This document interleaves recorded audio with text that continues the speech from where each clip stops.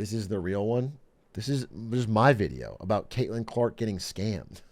Oh, this actually reminds me. This actually reminds me of something. Bro, I said that Caitlin Clark was clearly underpaid in this video. Like whenever she was first signing to the WNBA, people were like, no, you don't even get it. You don't understand ball. You don't understand rookie contracts. You don't understand anything. And now that it's been 4 months and it's like extremely obvious that like they're printing money off her, like absolutely printing money. Yeah, you guys were stupid. The comments were stupid, especially because I don't think you understand rookie contracts. Can I explain something? I'm going to go fairness pilled here for a second. Do you guys understand that rookie contracts, if you don't know, are like an agreed upon lower wage that a player gets in their first 4 years in the league? Okay. They go in, they have to sign a rookie contract. They get paid way less than they're worth, but the idea is they'll make it back when they make it past that. Do you understand? Do you know what the average length, coincidentally, what the average length of an NBA career is? It's like 4.3 years. The average player signs up to a billionaire's team, is drastically underpaid for their entirety of their life, and then is discarded until they're so extremely top 0.01% valuable they can survive after that, and then they get paid big bucks. But the average player is scam. And the reason this exists is because players' unions, which are strong in the NBA, are led by the elder statesman players, the LeBron types, and negotiating with the owners. Plus owners. So the beneficiaries are the elder statesman players and the owners. Young players have no say in the Players Association and they get screwed consistently. That's what happens. And so please don't try to tell me that Caitlin Clark is getting paid fairly in her first 4 years in the league when she is making people richer than her a lot of money. So just a little update there. A little update on that. Stupid comments. They were all just aping old 90s talk radio. Also, oh man, all the bullshit about how WNBA doesn't make money. Doesn't make money. There's just, we can't pay him more. It doesn't make money. It's like, you know how some people will do screenwriting for a Hollywood film and the film will make a lot of money, but then they'll say, you know what? It didn't make any money. Yeah, we can't pay you. It didn't make, like Spider-Man. The first Spider-Man made $200 million, you know, hundreds of millions, and then they didn't pay Stan Lee the 10% he was owed because they said he didn't make any money. It's creative accounting. There's clearly revenue, and yet as the revenue clearly rises, they keep saying they're losing the exact same amount every year. And yet the executives all make money. The sales to the marketing companies are all there. It's so obvious that it's designed to make sure the players don't get a slice. WNBA is money pit? No, dude. No, this is you just regurgitating talk radio.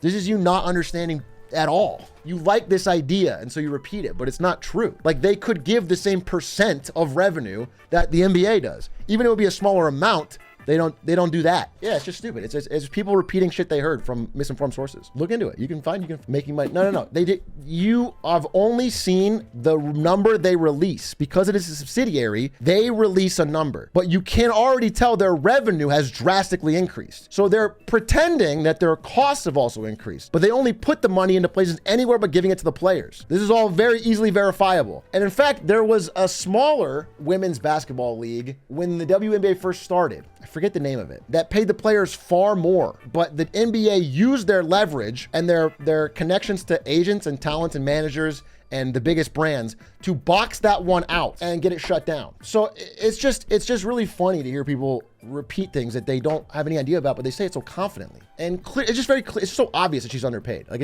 she's gonna make the money back on sponsorships. I don't care, but rookie contracts are very clearly designed to underpay top talents because the billionaires don't overbid on someone and then lose. This is exactly what they would do. They will use any accounting trick to avoid giving any percent of the money to players. And it's a very convenient and helpful excuse to pretend like no matter how much the league has grown, which it has, it's like the revenues are like 10x what they used to be, that it's never making money. That somehow there's always a cost, but nobody reads it. Everyone just takes it at face value. They're like, because they like the narrative. I think there's a really popular narrative because women's sports are not popular. Again, I don't watch them. If there's a popular narrative, it's like people like saying it. People get a thrill out of it. They love saying, women's leagues don't make money, man. Caitlin Clark shouldn't make any money. But it's not true. It's like they've sold enough money on the sponsorships alone to give her money, but they can't do it. So people like saying it, so they just keep saying it. And then they get a thrill out of it. Why doesn't everybody make a competitor pop up? They did. There was one. There was one that paid players more. I'll just find what it's called. What was it called? Yeah, it was the ABL. It was the ABL, and they existed in like the late 90s, probably early 2000s. And yeah, they paid players more. And they had a smaller league, obviously, but it was built around profit and loss. They had smaller venues. They just did it to fans of the game. They ran it at a whatever. And then WNBA saw the marketing potential because brands wanted to be in front of women's sports, and they knew they could make a ton of money off it. So they just muscled into the league. Anyway, I wanted to correct that because I think people have a really, really misinformed, like backwards Rush Limbaugh 90s talk radio opinion. And I just wanted to give you the truth. It's just, there's so much more to it. The deeper you go into how leagues, both male and female leagues for the longest time, have tried every trick in the book to avoid giving any percent of the revenue to players. They've only recently, even in the NBA, gotten to like 50%. And it took many, many lockouts, many, many player association meetings. They have a lot of attempts. Anyway, what else? I'm part of the class. I'm part of my resumes and there's this thing. Oh, yeah, you can do this.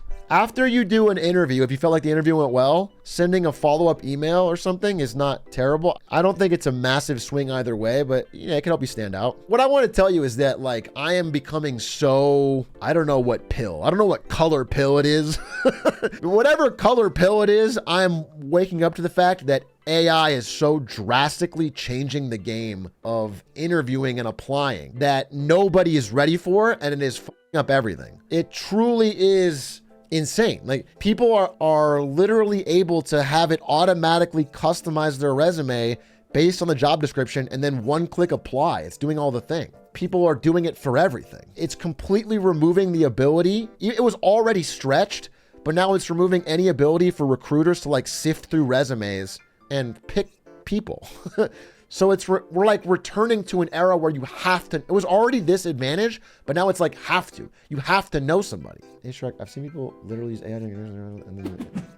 I saw this. I don't know if anyone's actually doing this, but if so, it's crazy. I've seen like examples of this. I don't know how widespread it is, but yeah, there's an NVIDIA filter you can put on your thing that makes it look like your eyes are always staring at the camera. And then they put that on and then read off of a monitor the AI answer, which is insane. The level of gamesmanship with AI, it's crazy. Like I mentioned, at the entry level of the job market, it's just upending everything in ways that people aren't even seeing. I've been trying to read more about it and ask more about it, and it's just dude, one of my cousins, again, I was talking to him.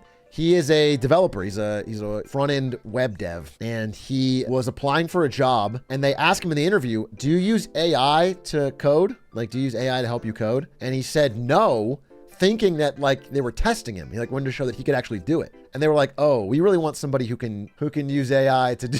They didn't get the job. It's just really funny. It's just wild. It's wild, dude. Recruiters are using AI, and yeah, recruiters are using it. Again, because of the deluge of AI applicants, recruiters are now feeding them all into AI to find the best ones. But AI is not particularly good at either task. It's just faster and humans are lazy. You know what I'm saying? It's not a good system. It's becoming untenable, and it's gonna lead to more relationship based, like you have to know somebody to get in type thing, because that's the only way it'll work, which is, you know, just getting ahead of it. They should pick random people to interview at that point. You know what? Maybe some do. You ever heard the joke of people taking a full stack of resumes and throwing a half in the trash and saying, I don't want anybody who's unlucky? Recruiters use automated for years, didn't call it AI. Yeah, I know. But it's mostly about the response to the increased number of applicants. I always feel weird using my connections because I feel like cheating. Am I just being dumb? Probably. Yeah, you probably are being dumb, if I'm being honest with you. I mean, it's noble, I guess, in a way, but yeah, you probably are. Use what you got, you know? That's just how life... Especially if it's like non-familial, like you just have connections you know from other things, you should just use those no matter what. Family one's a bit different. There might be a need to not want to have your family do.